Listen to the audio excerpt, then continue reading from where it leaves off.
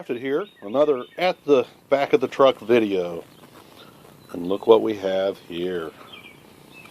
I just picked up my lathe bed for the Atlas Quick Change 42 from a friend I've had lunch with a few times, who said they would have no problem machining it. And I did something interesting. I dropped it off without asking the price. And when I went to pick it up, it turned out to be a good buddy deal, and he just did it to be friendly. They put it on a Mazak machine, I believe it's called, and machined it when the shop was slow. I think they did it about a week and a half or 2 weeks after I dropped it off. I was just very patient, and just picked it up yesterday. And I don't know if you, in this light, it's the evening here, you can see some mottled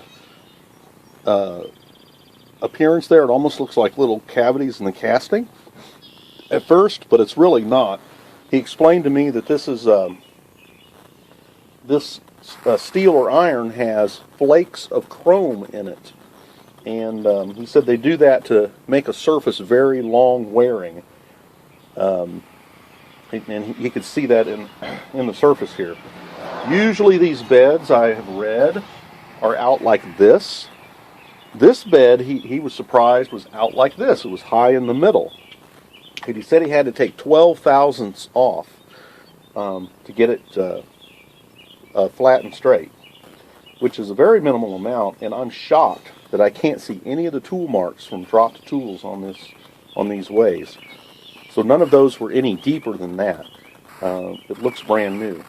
Now there's a chance I may have to machine my Gibbs, because this is ever so slightly thinner now, but we'll deal with that when we get to it.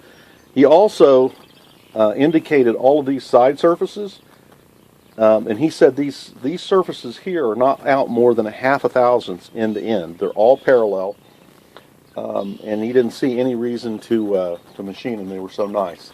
And he said the lathe bed from end to end is within a thou now. So I've probably got one of the most accurate lathe beds there is for an old Atlas lathe right now. A very, very nice improvement. Now he did some more machining here. He also decked the base, which means that this surface and this surface are now parallel. I think some of this movement of the casting comes from the curing of the iron. I don't know if that's the right word. I had an uncle who's gone now, who was a Mustang enthusiast, made floor pans for Mustangs, and his name was John. And he explained, and I assume this is true, that Ford, in the early days of the V8, would store their castings for the block for a year before they would machine them, and those were the best quality castings. Any moving around that the cast was going to do, I don't know, whatever it was, it just made the cast iron a lot better. The blocks were better if they were aged before they were machined. Well, this being a 1950 lathe is 65 years old, so I think it's completely and fully aged.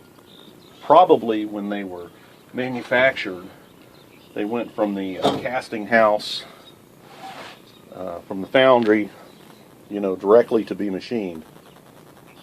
So we've corrected any error that practice may have caused. I was so excited to get it, I had to look at it 2 or 3 times during the day. It's like, wow, it looks so much better. I had a little bit of wear on the outside here from the carriage, and I had wear here on the inside from the tailstock sliding back and forth.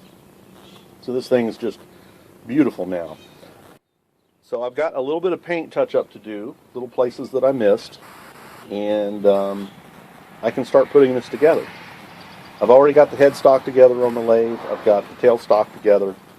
So getting this back means I can start really mounting things. I can build the carriage because I'll have a place to put it once it's together. My only problem is it's at the time I'm recording this is the month of May, and it's like I'm away from home 3 or more of the weeks of May. I'm only here a couple days at a time. And so while I'm out at the Bushcraft meetup, I'm going to be thinking about how I'd like to be home working on my tools. Probably not. I'll have a great time. But May, between work and just family obligations and stuff is just filled up. So I'm going to have to let this set for a while, and but we'll get to it.